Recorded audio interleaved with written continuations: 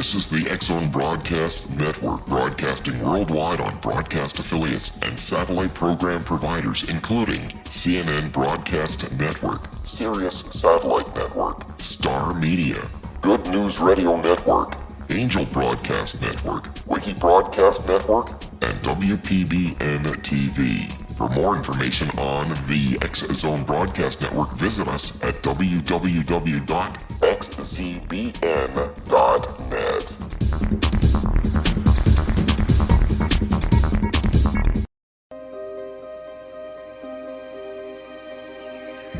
Welcome to Seek Reality with your host, Roberta Grimes. Author and attorney Roberta Grimes will explore and illustrate how she, after an extraordinary experience of light in childhood, has discovered channels of communication to the afterlife and how these implications have an effect on our everyday lives. Please welcome the host of Seek Reality, Roberta Grimes. Everyone, welcome to Seek Reality. I'm so glad you're with us. I'm Roberta Grimes, and I'm especially delighted with our guest today. You're going to have fun with this. One of the things that we afterlife researchers are being told by our own spirit guides that it's time for us to begin to mentor our all-important next generation in this work. Because many of us are in our 70s. I know I sound like a, child, but I am really not at this point. And while things are moving quickly in our field, we know that a lot of us are going to be watching the truth dawn on the world from the bleacher seats. We don't mind that. That's going to be a lot of fun, but we need to have a sterling young group of extraordinary experts available then to enlighten seekers and to dispel confusion as the world comes into the light. How do we think the truth is going to dawn with such force that it will be impossible for scientists and religionists to deny it? Well, those that we used to think were dead are working now on developing electronic communication between here and there that will be so easy to use and so reliable that people will be, chatting with the dead person during his funeral and talking to their children who maybe went ahead of them and ringing up Aunt Mildred from their cell phone app and getting her recipes. It'll be a natural part of life to be involved with people that we used to think were dead. And the not actually dead people say that day is coming soon. So people like my guest today are very important to us, to those of us working in this field, because they're the ones who are going to be helping the world when this wonderful day comes. Among those that we older researchers are most confident of is this young man. His name is Cyrus Kirkpatrick. He's barely 30, but he has already written a great book called Understanding Life After Death. And yet now he's doing cutting-edge personal research in some of the most promising fields of afterlife investigation. Today he's going to talk with us mainly about out-of-body travel, which I think is something a lot of people don't understand but are interested in. Welcome, Cyrus. I'm thrilled that you're here. Hey, I'm happy to be here, Roberta. How are you doing? I'm thrilled, just delighted, and having a wonderful day. So this is going to be a nice bit of icing on my cake. Please tell people who you are, because you have been my guest before, but many people I probably didn't hear your details. You're so young. How did you ever get started in doing this? Well, I think I had an interest from an early age. I may attribute that to an extent to growing up on a ranch. And I had more free time than some kids had, so I had more time to think about complex subjects. And I think, growing up in that environment can have an effect like that. But also, on a more metaphysical level, I suppose you could say it's possibly in my DNA. Maybe it's my purpose to talk about these subjects and explore it and try to uncover some of these mysteries. I don't know. But I've definitely had an interest for a long time. We do know that people plan these things, and knowing you and knowing your history, I have no doubt this was part of your plan. You came in with this in mind, and you certainly are doing wonderfully with it. Well, I'm doing the best I can. I certainly have other interests as well, but this has always been in the back of my mind. Starting off when I was a lot younger, when I was 13, 14, I was definitely more of a skeptic. And it evolved over a long period of time. And a lot of it involved looking at the evidence and researching and taking things from a scientific angle. And I didn't have like a spiritually transformative experience or anything that like set me on the path. It was more like realizing that this is something that is highly relevant to everybody, and then noticing how nobody else was thinking about it. Okay, so you had no transformative experience. I had the crutch of that. I knew that there was a lot more than we could see, but you didn't. So you were incredibly brave as a skeptic to research all of this, because what if you'd found out there was no such thing as life after death? That would have been pretty depressing when you're so young. You were very brave, Cyrus. I think it was the kind of the fear of thinking, well, maybe there isn't life after death, and this is something that I have to uncover, so that I don't spend the rest of my life wondering if it's there or if it's not there. I remember, because my brother, he's very existential, a very smart guy, but he tends to side more with ideas about like existentialism. And I remember him talking about concepts like quantum immortality, which is that, well, if you die, you have no recognition of consciousness of the time you didn't exist, so you must mathematically exist again in some way. And I thought this was interesting, but it's a very limited perspective, isn't it? Because it still means that you will die. There's no rhyme or reason or purpose. It's all just gonna happen spontaneously. Nobody knows what really happens. So on one hand, I thought it was interesting, but I was also disturbed by those ideas, and so I wanted to explore further. And I began researching like near-death experiences, and that probably helped set me on my path. But as I said, it just continued for years. Like you said, I'm 30 now. I mean, really, I think it came to a head maybe in 2014 when I began having my own experiences. I began going out of my body, having these astral experiences, communicating with people who have passed on, and finally going from concept into reality, where I get to go from all this theoretical stuff to having my literal experiences to verify those ideas. So that was the big deal. Well, this is going to be exciting to talk about, because I don't think I've had anyone who does OBEs. When we come back...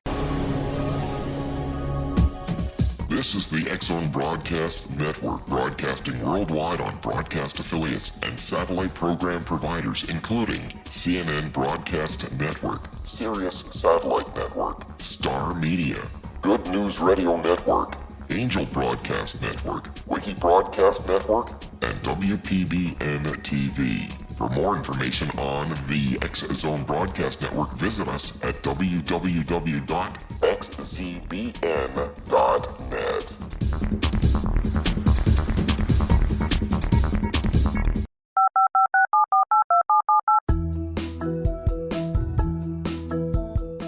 Did you know that when you're on the road with limited data or Wi-Fi, you can still listen to the X-Zone Radio Show with Rob McConnell, The Science of Magic with Gwilda Wiyaka, X-1, Dimension X, Space Patrol, and every minute of the X-Zone Broadcast Network by calling 213-401-0080, courtesy of Audio Now.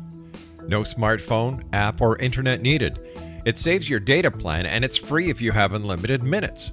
Call 213-401-0080 to listen on any phone, anytime, anywhere. Remember 213-401-0080 for the best of the paranormal, parapsychology, and sci-fi radio programming anywhere, 24/7, 365.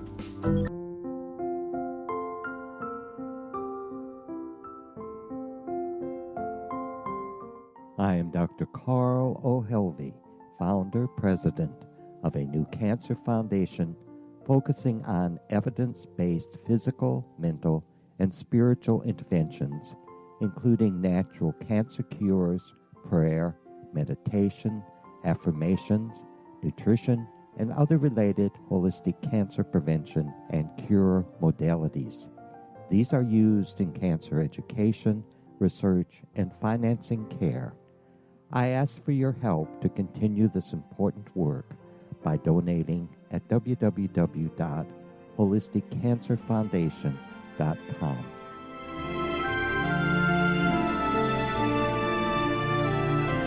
Hello, I'm Pete Marsh. With my daughter Justina, we will be presenting the new radio show, Too Good to Be True. If something seems too good to be true, it usually is. But with the help of Justina's amazing gifts, we're going to gain insight into questions that don't yet have complete answers. Have you wondered who built Stonehenge and for what reason? Why are crop circles found in the same region as Stonehenge and elsewhere? Are crop circles a hoax, or are they created with technologies that we have little knowledge of? Who built the pyramids in Egypt and also in other countries? How and why were they built? Was the Titanic switched with the Britannic as part of a gigantic insurance fraud, or for more insidious reasons? What caused the Tunguska event when trees were flattened over an 800 square mile area in Siberia? Will the new insights be too good to be true? Well, that will depend on what you are prepared to believe. Please join us as we start on this journey together. For more information on Too Good to Be True, visit www.xzbn.net. Little children aren't the only ones afraid of the dark. Millions of soldiers return from war zones with PTSD, anger, frustration, fear, and loneliness, much of which surfaces during the darkness of the night. You have the chance to change the lives of these American heroes. Songs and Stories for Soldiers.us provides free MP3 players for these men and women. With a list of 3 million songs in 16 different styles, 100,000 audiobooks, and 30,000 old-time radio programs, every veteran can find something to soothe and comfort them at no cost.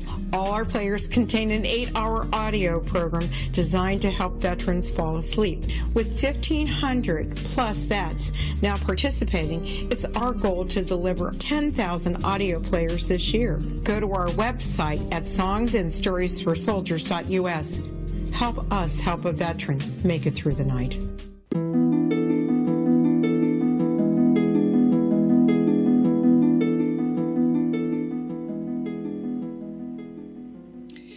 Welcome back to Seek Reality with Roberta Grimes. We're talking with Cyrus Kirkpatrick, who is only 30, but he's had more experience and done more research in the field of afterlife research than most people do in a lifetime.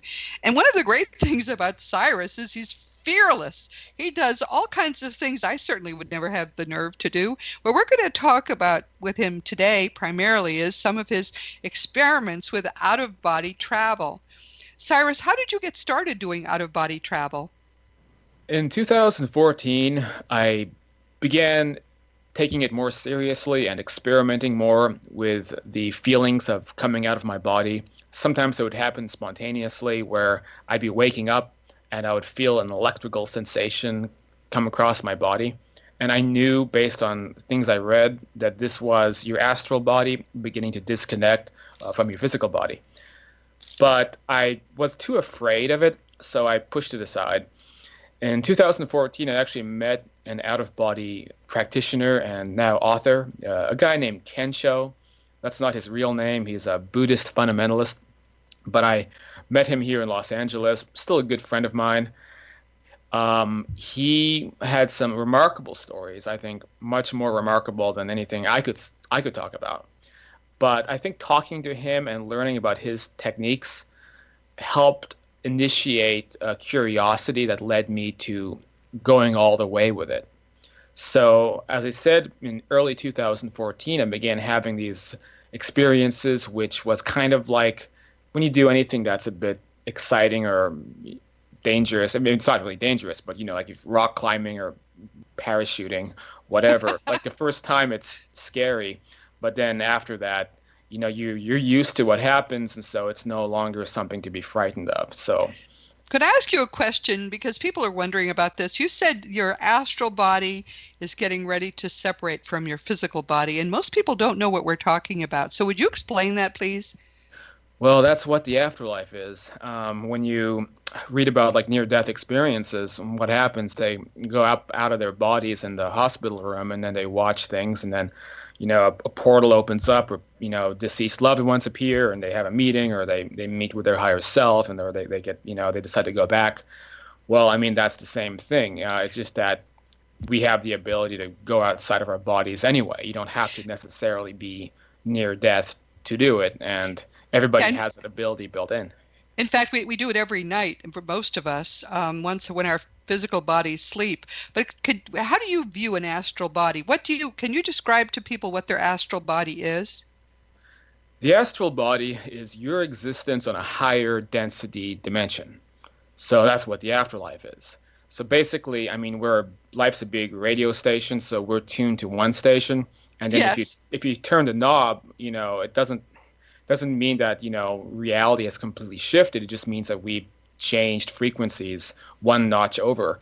And so it has the interesting effect of having multiple versions of what our physical reality is, right? So it's a separate version of the body we're in right now, tuned to a higher frequency.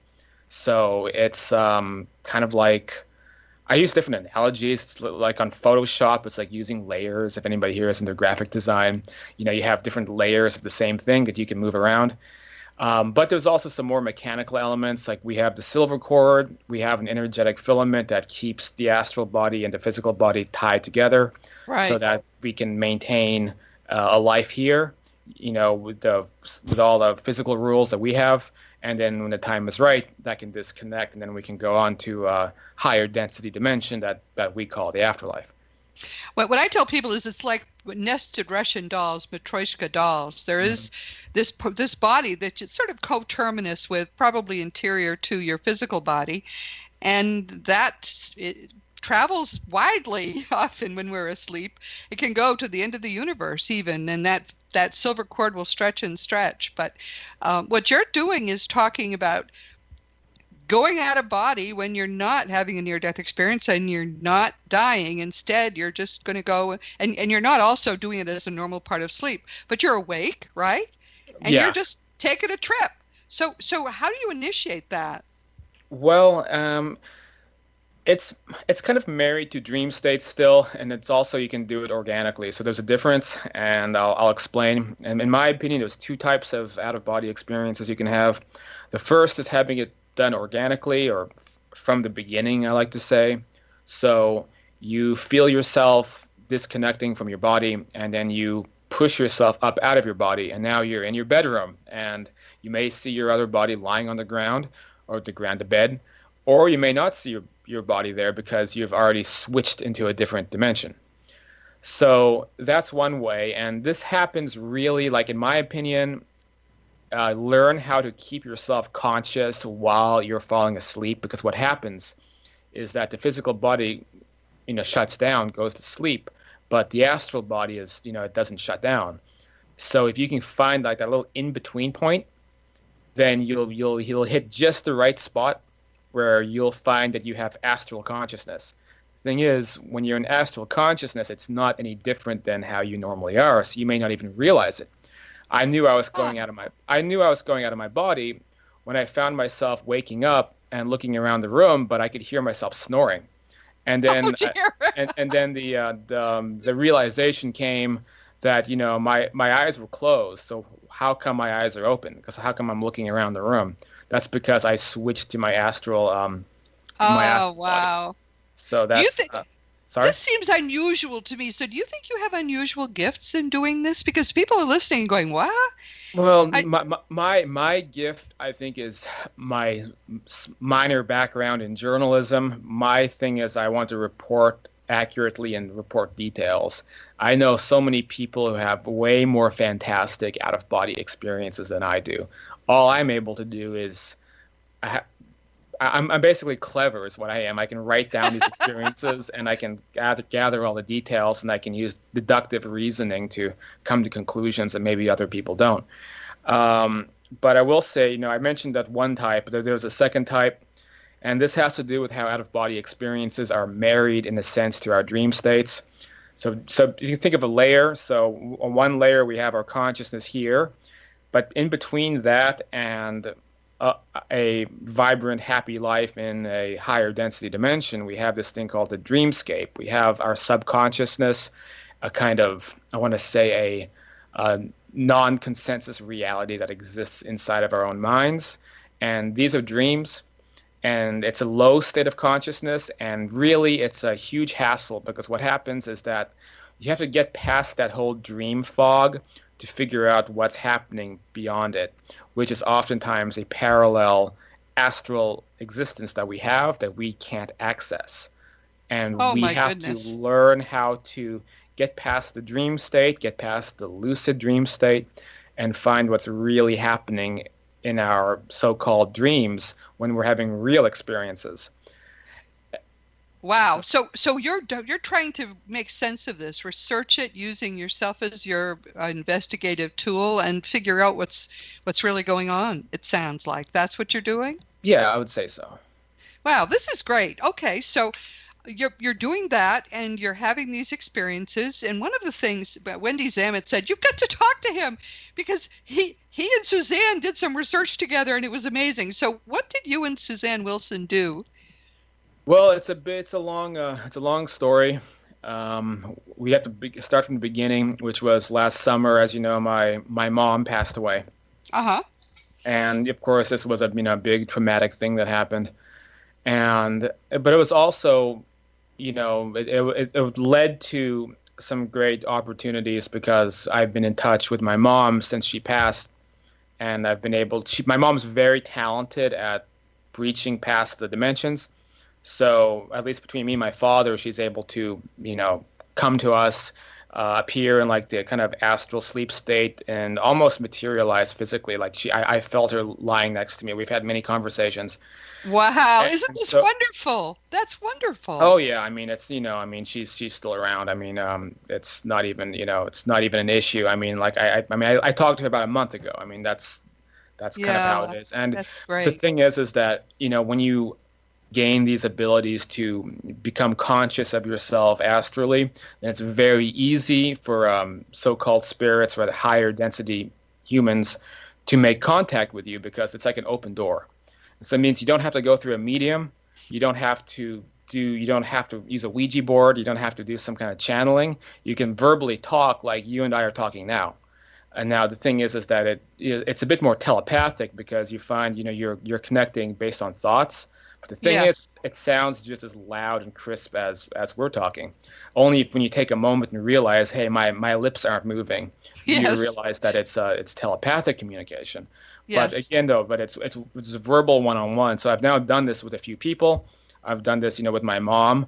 I've done this with a couple of kind of I want to call them guides, but curious astral residents who have wanted to speak to me, who have come to me that I've had conversations with, and I've done this during astral experiences in various types of realms and settings where I've been able to travel to and interview the people on that side.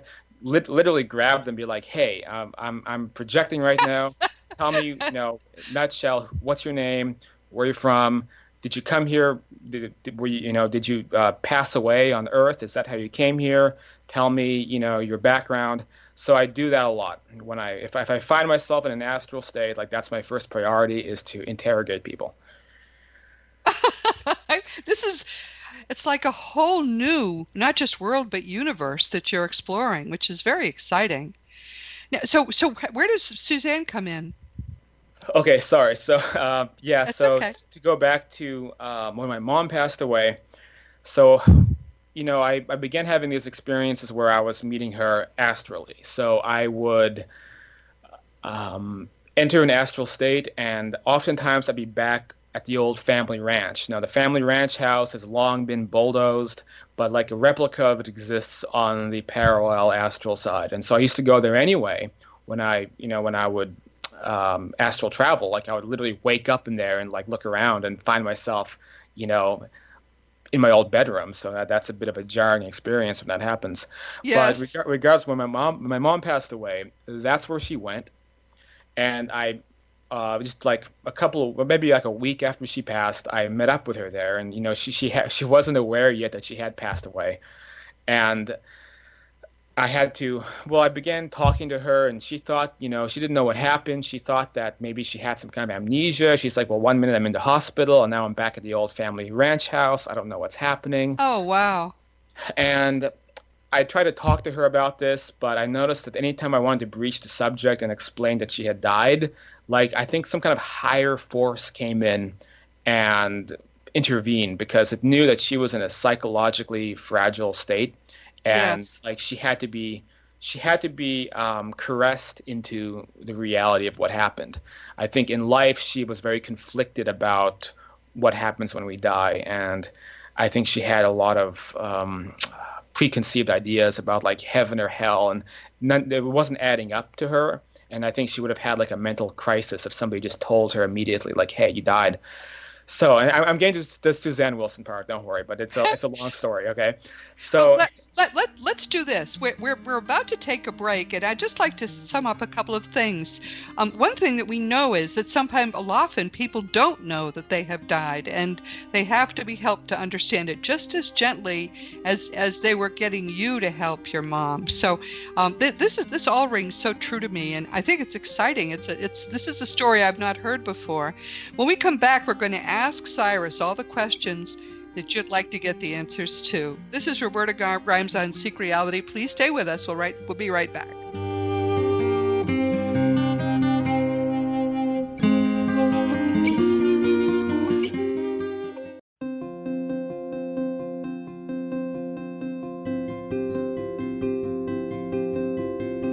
Dreams are our personal gateways into infinite wisdom. Don't miss shamanic counselor and indigenously trained dream decoder Sandra Corcoran's inspiring book, Shamanic Awakening Between the Dark and the Daylight.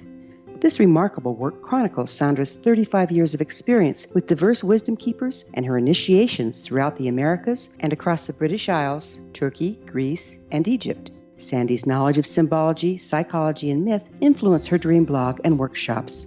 Sandy offers private tarot readings, international journeys, a meditative CD, as well as her book, Shamanic Awakening, to encourage you as you navigate this earth walk, creating a deeper connection to yourself and all that is. Find this and more at Sandy's website, starwalkervisions.com.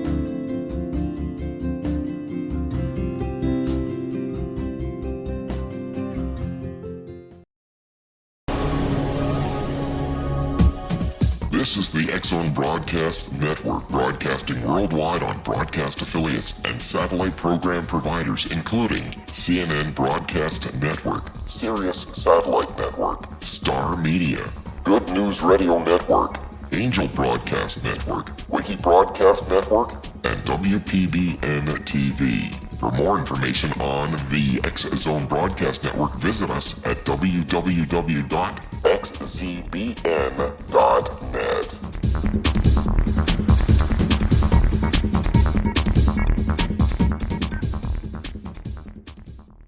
How would you like to be able to read other people's minds? Well, the next best thing is here. When you know how to read a person's name, you know how the person thinks, feels, and behaves.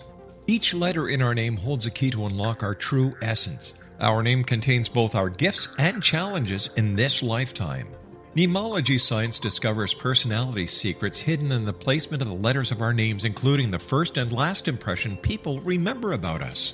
Sharon shows us how to interpret the arrangement of letters as outlined in her book, Know the Name, Know the Person.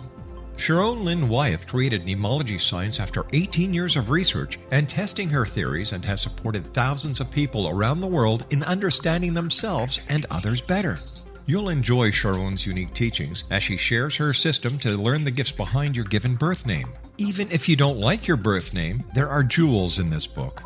If you're thinking of changing your name, ready to name your child, or wanting to get along better with others, this is the book for you. If you'd like to improve your relationships and change your life for the better, get the book today, Know the Name, Know the Person, or visit www.knowthename.com. That's www.knowthename.com.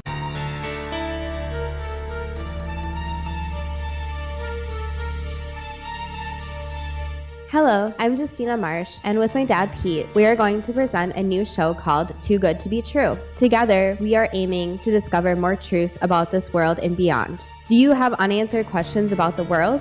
Do you ever wonder about aliens, conspiracy theories, or the universe? There are many shows discussing subjects such as pyramids or UFOs, but we want to relay this information based on our own research, including from spiritual means. Hopefully, listeners will be helped with their own beliefs and will appreciate the psychic insights that add to the previous research and information. We both look forward to sharing this insight and beginning this journey with our listeners. Visit xzbn.net for more information about when to listen.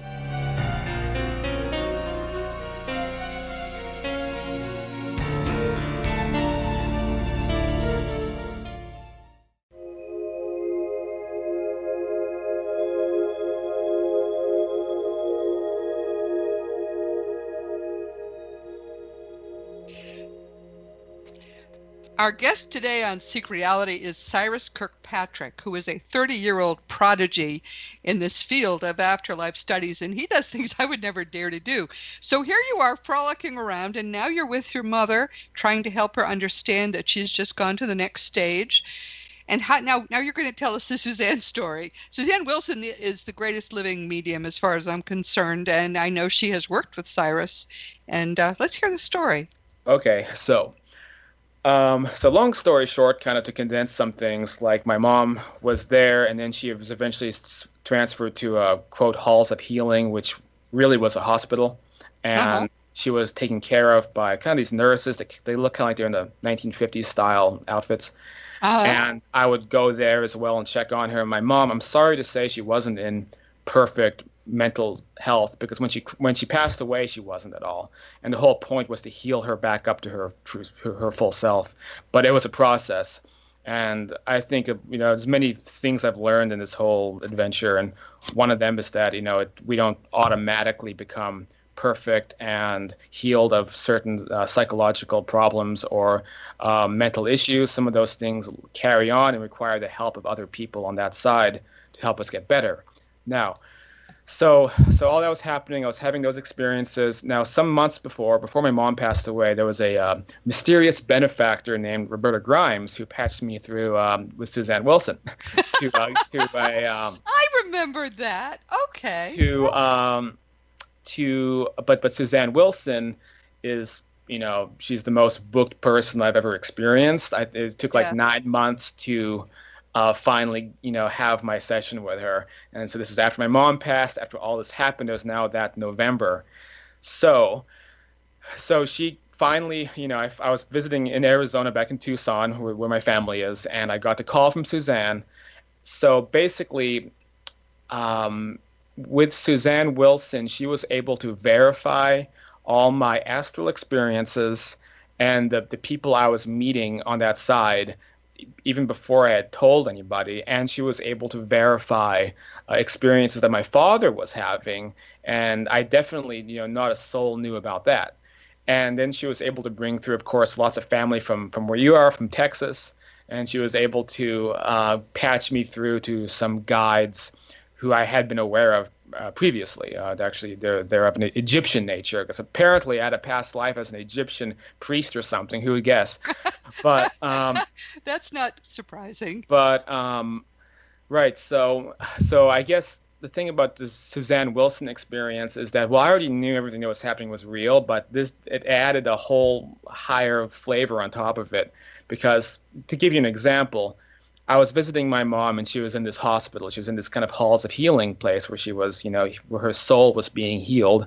And, it was kind of like, it kind of looked like a hospital, but a little bit more old-fashioned, a little bit nicer looking. And there was this really big white rooms, and, the patients were kind of sectioned off, because what happens on that side, you see, the astral side, is very physical. It's like our world. And this is also something that people don't like to believe, or they have a tough time comprehending, but it's true.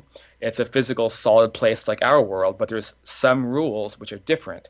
One of those rules is that your thoughts, if they're strong enough, may sometimes manifest physically. So if you really, really, really concentrate on making a apple appear, you may very well make an apple appear. And it's kind of a skill set. People learn to do this. It's a bit like we see in pop culture, like sorcerers and wizards who can conjure things, right? So it's, in my opinion, it's a little bit like that. So the thing is that if somebody isn't in a perfect mental state, they may be creating things around them which are not that pleasant. And so this was happening with my mom. She passed away, and I think she had a lot of anger and a lot of problems, and kind of what we might call a dark state of mind, like a negative vibration.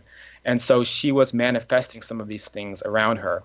And without even going into details, it wasn't that pretty. And this is why she had to have a team of professionals helping her. Among these professionals was a nurse. I believe her name was Miss Connor. So she looked like a 1950s style nurse, and maybe middle-aged.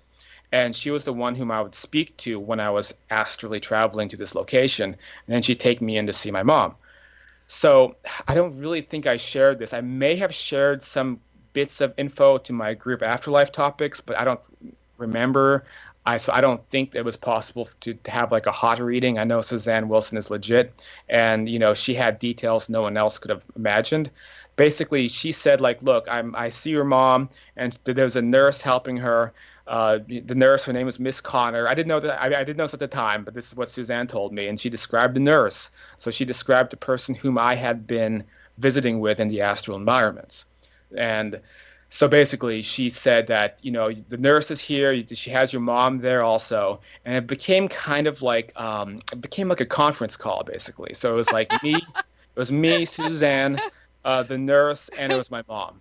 And so at one point, me and Suzanne and the nurse, we were all like lecturing my mom, because my mom was saying things about how she's heavily attached to my father.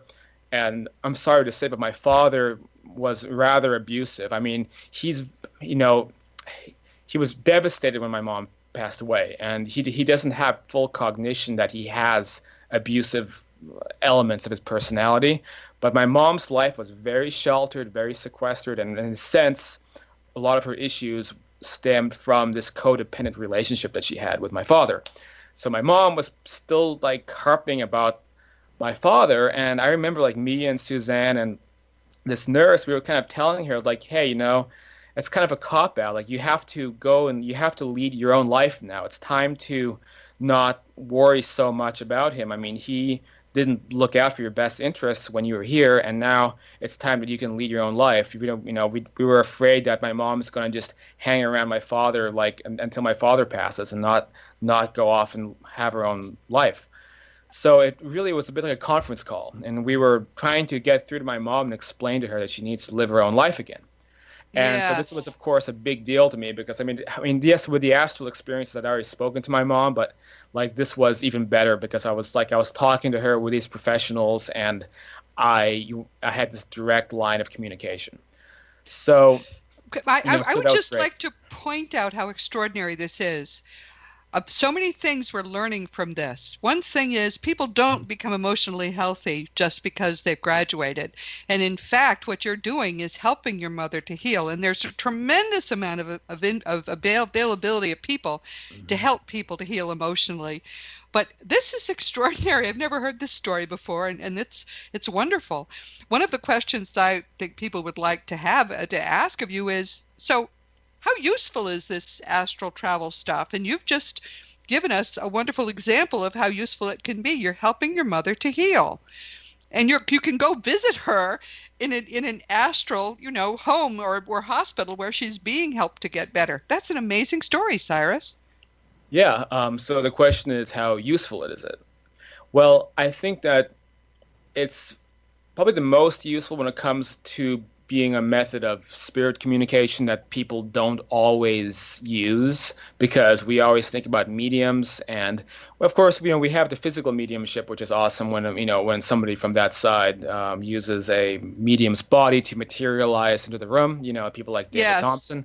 Of course. And then, of course, we have like the cell phone stuff that you guys are talking about. You, Craig Hogan, like Schwartz, and so we have some advancements, but I think we can't neglect being able to go there ourselves, because I think when they come to visit us, for them it's kind of like they're astral projecting, because they're projecting their consciousness outside of where they are to come down to this dimension, right? But the thing is that we have the same. So when we astral project, what we're doing is we're doing the opposite. Like, we're projecting ourselves to them, and of course it's easier because in this case we appear there fully, and like we are a duplicate of our bodies here.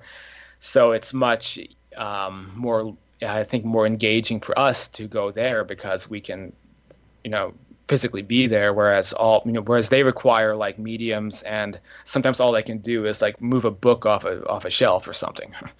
Right. They do parlor tricks is about all they can do. Yeah. So if you were going to teach someone how to do this, someone is listening, is that they really want to try. Obviously, it takes some effort to learn, but what would be the first steps they would take? Well, you need to get better at lucid dreaming, because lucid dreaming is not astral projection, because like, I like this analogy. I mean, if you're astral projecting, then you shouldn't be seeing Daffy Duck running around. I mean, you can tell when there are elements of your imagination or your subconscious dreamscape, your dream field. Cyrus, tell people what lucid dreaming is. Well, lucid dreaming is when you're in a dream and then you take full conscious awareness of it. So oftentimes people use that to have fun, so they can create whatever they want. Of course. They're basically what it is it's a non-consensus subjective reality, and that's a whole subject we can go into. Right. And that exists on the other side as well. In fact, on the other side, I think some people get a little bit lost in those. Like people may withdraw into their non-consensus realities because it's something that they can. It's almost like addicting. I mean, it's like a video game. You go in there, you want to create a F-16 fighter, or you want to create this celebrity you had a crush on. You can create all these things, but it's all attached to your mind. So if if you're talking to somebody in a lucid dream, I mean, it may seem convincing until you probe a little bit deeper, and you come to find that you're talking to yourself. And you come to find that, whatever they say, right. whatever they say is kind of like it's already in your own head, and if you can become aware of that. So that's lucid dreaming. Astral projection is when you're on a higher density that's shared by other inhabitants, which is also what this world is as well. So, yes. So in a astral environment, suddenly you're around real people, and if you do begin having like dream hallucinations, it's kind of like, let's say we're in this world and we take some DMT or acid, like to us we're going to start seeing hallucinations and like Bugs Bunny running around, or who knows what, but to other people it'll just look like we're spaced out or we're talking to ourselves. And that's something you may encounter in these astral worlds as well, as you may encounter people who are from this side dreaming, because it's kind of like they're sleepwalking, or they're talking to themselves, or they're spaced out. And so I think that's something that people on the other side often recognize. It's like, oh, that guy's dreaming. Look, he's talking to himself and he's walking around and he's in his own little world. So as we can see, when you're asleep, you may be partially in the astral dimension, you may be partially in your own subjective reality. So if you're astral projecting, what's happening is you're snapping out of that dreamscape, and you're becoming lucidly aware of the real place that you may also be inhabiting. It seems like you never actually sleep. You're busy all the time. When your body's sleeping, you're off doing other stuff. Yeah, it's like that for a lot of us. And, the thing is that astral projection is a bit misunderstood, even by some of the greats. Like, I don't mean to sound snobby, but I think, of course, the greats like Monroe and Bullman and these guys. But I think that there's a misunderstanding, because you see, many of us have parallel lives on that side, and it may be happening right now. So like I may literally be like hanging out somewhere on the astral side simultaneously to being here talking to you. And it's very difficult to comprehend, but that's how the multidimensional physics operates. So wow. So but when we come back, we're going to talk a little more about that, and then we're going to find out where you can meet Cyrus. And we'll talk more. We'll sort of finish up talking about astral projection too. Meanwhile, this is Roberta Grimes on Seek Reality with Cyrus, and we're going to be right back.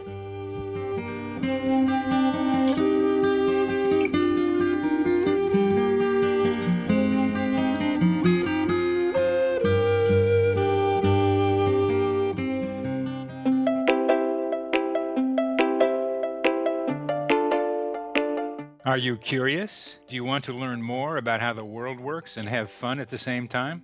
Study coincidences with me, Dr. Bernie Beitman, MD, on my Connecting with Coincidence radio show here on the XZBN network. Listen to Jungians theorize, statisticians randomize, true believers evangelize, while I categorize. I dance to the rhythm of coincidences. People who experience me see more of them. Maybe something on the show matches a thought in your mind. Let us know. Expand your mind to the weirdness happening around you. Synchronicity spoken here, there, and everywhere. For more information, put Connecting with Coincidence in your search engine and find my website, my social media sites, and my blog.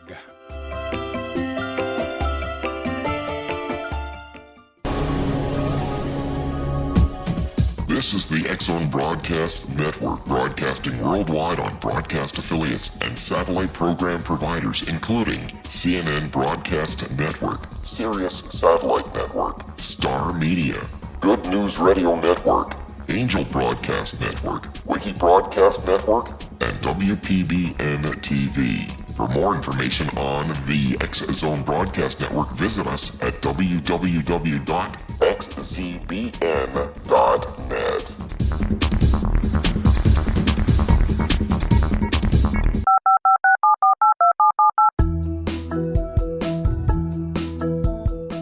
Did you know that when you're on the road with limited data or Wi-Fi, you can still listen to the X-Zone Radio Show with Rob McConnell, The Science of Magic with Gwilda Wiyaka, X-1, Dimension X, Space Patrol, and every minute of the X-Zone Broadcast Network by calling 213-401-0080, courtesy of Audio Now. No smartphone, app, or internet needed. It saves your data plan and it's free if you have unlimited minutes.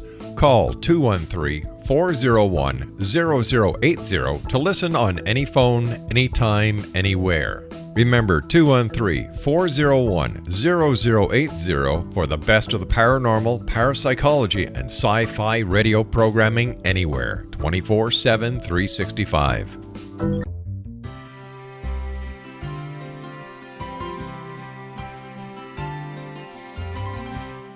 True healing must address 4 levels: physical, emotional, mental, and spiritual, for us to live joyful and productive lives. We tend to treat 3 of the 4, leaving the spiritual languishing. If you're tired of the same dysfunctional patterns cropping up in your life, Soul Balancing is for you. Trixie Phelps, owner and founder of Soul Balancing, is a naturally gifted energy healer trained in numerous esoteric forms, including shamanism. Trixie has created a powerful modality that safely and effectively clears your energetic field. A Soul Balancing session can remove interference, heal trauma, and restore your hope. Contact Trixie for a life-changing long-distance session today, www.soulbalancing.world.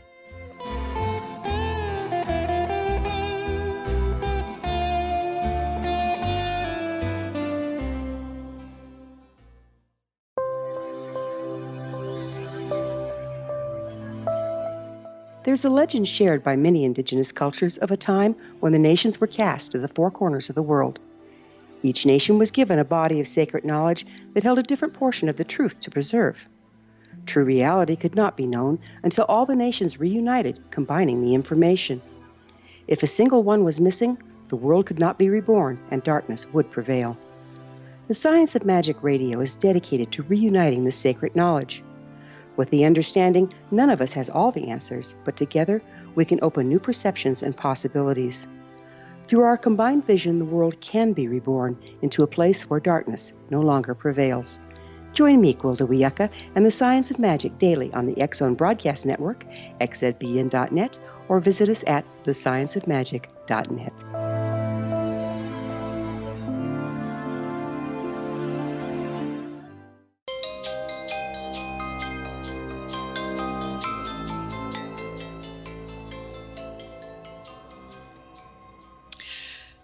Roberta Grimes coming back to you with Cyrus Kirkpatrick, 30-year-old prodigy. And he's a lot of fun to talk to. Every time I talk with Cyrus, I'm amazed by something new.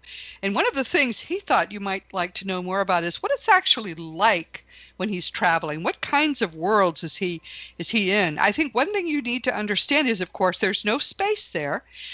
And everything is happening right in the same place. So all these many worlds that he visits are... It's sort of all like different channels on your TV set, right, Cyrus? That's true. And so what I was saying is, we in the afterlife field, we hear all types of reports. And sometimes it causes a bit of arguing because people say, well, no, the afterlife is like this. And other people say, no, it's like that. But, right. In reality, it's all of the above is correct. So if you ever want to sniff out somebody who's giving you bad info, it's going to be anybody who says XYZ is not possible, because that's almost always going to be BS. Really, the way it works is that there's a very physical dimension that a lot of us go to, a lot of us want to go to. It's similar in surprising ways to this world. I call it like the second Earth because it's a mirror image of our planet. So there's an astral version of Los Angeles, an astral version of India, an astral version of Tokyo, and it's where all human civilization migrates to after we pass on. And then, of course, there are higher like spheres depending on your level of consciousness. So there are, in fact, these celestial, non-physical kinds of places that we may hear about in NDEs. So one place is not better than the other place. You see, we all desire different challenges as souls. And so the place that's very close to the earth plane also requires physical bodies to be able to operate, kind of like, we have now, except it's 1 degree higher, 1 degree less physical. You don't have to breathe, your bodily functions are a bit different. I don't think you have like a respiratory system, but you have other functional abilities. But it's very similar to where, like, if you appeared there, you may not even realize it. Like my mom didn't realize that she had passed on. It's, it's just like our world. But then there's levels above that if one chooses to, go up or go back down. But it doesn't mean that a higher level is better. It just means that, we have experiences we want to do there. And then we may, from that point, decide to come back down to a astral place or an earth place where it's physical again. So that's in a nutshell a very complex topic. I don't know, we only have a few minutes left, so let me just quickly talk about some of the places I've been to. Lately, when I project, I found myself in a lot of hotels. And the way I can figure it is that right now I'm doing a lot of travel on the astral side like I do on this side. And I think the last cool experience I had like a few weeks ago, I woke up to this beautiful Japanese-style hotel.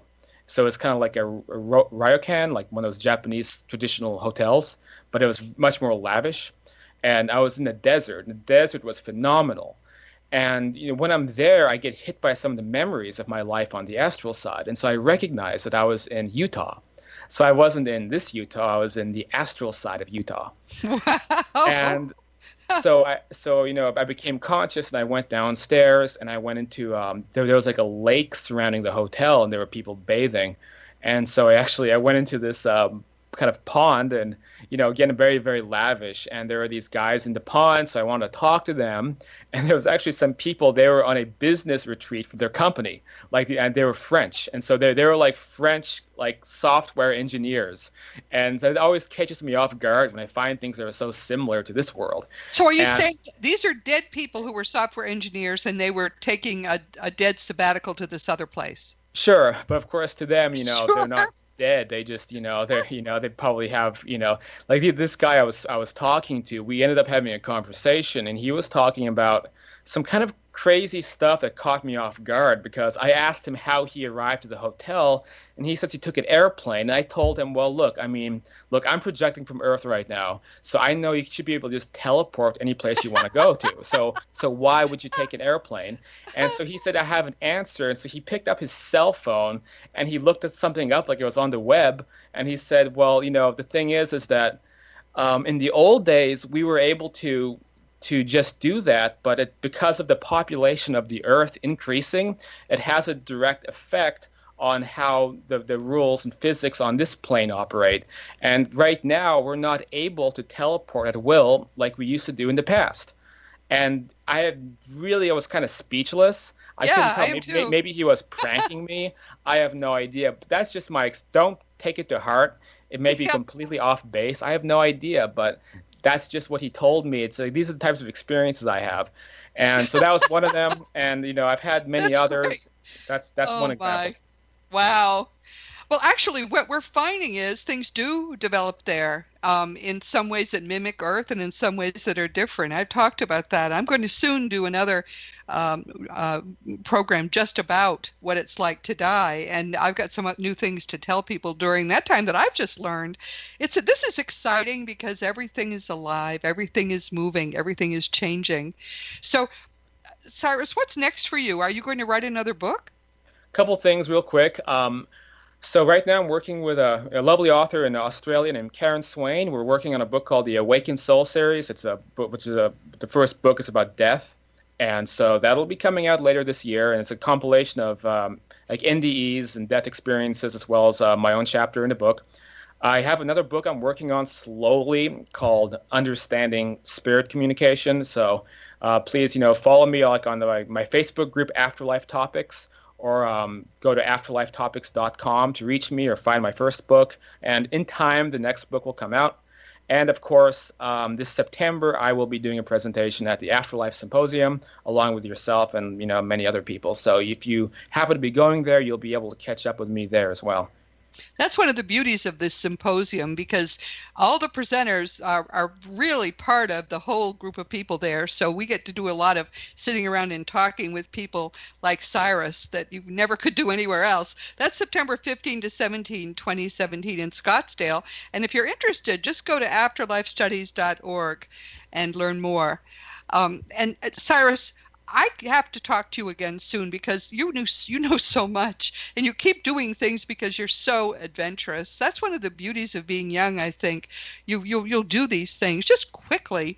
Do you think there's danger in doing this kind of astral projection? Do you feel ever unsafe?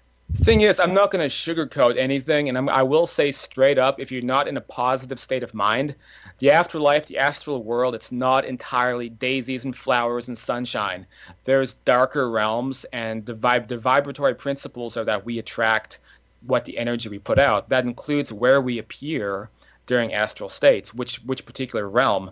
And so people have had negative experiences if they're in a bad state of mind, or if they have some internal emotions that they haven't worked out.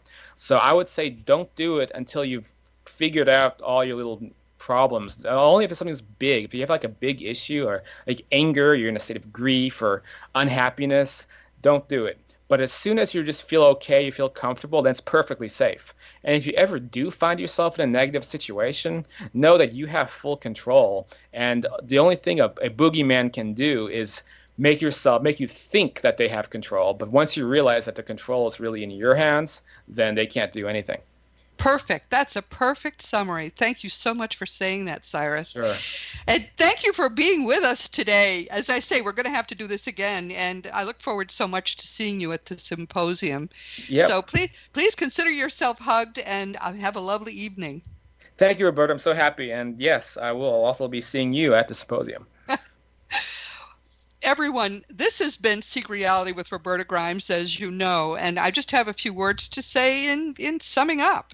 The first thing I want you to know is there is a good series that you might, if you're interested in the whole notion of what we talked about with Cyrus, do read Robert Monroe's trilogy, Journeys Out of the Body, Far Journeys, and Ultimate Journey. It is just beautiful. What this man was able to do. And he, like Cyrus, is just a ruthlessly honest and fearless explorer. So if this is something that piques your attention, do that. Never forget that you are a powerful eternal being. You never began and you never will end. And when you fully grasp the implications of that, it's going to change everything in your life for the better. Our guest next week will be Suzanne Giesemann.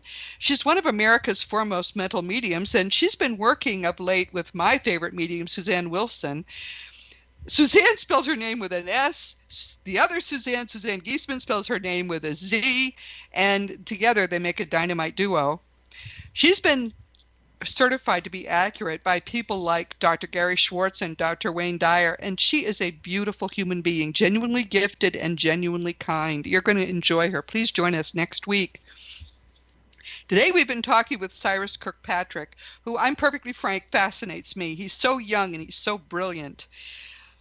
If you're interested and you're young, please reach out to me, reach out to other people in this field, because this is going to be a burgeoning field when you are at the prime of your life, and it would be wonderful for you if you were part of this glorious, glorious thing.